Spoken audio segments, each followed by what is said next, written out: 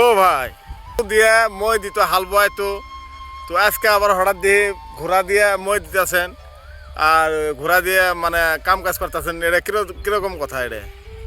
তার মানে ভাই এই ঘোড়া দিয়ে হাল মইজে দেয় বহুত সুবিধা আছে।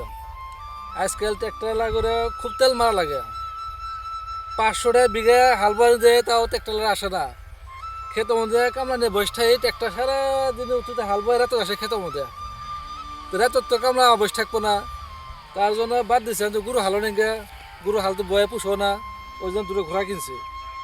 এই ঘোড়া দিয়ে কিনছি, ঘোড়া দিয়ে আমি হাল মই চাষ করি, এটা দিয়ে আবার মৌসুম করি, তাতে আমার বহুত উন্নত হয়েছে আমি।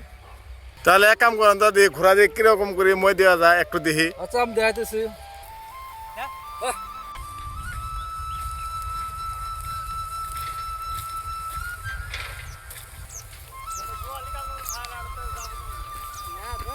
হ্যালো ভাই, হ্যাঁ যে হিসেবে দেখলাম ঘোড়া দিয়ে তো সুন্দর হিসেবে মই দেওয়া যায়, চাষ করা যায়।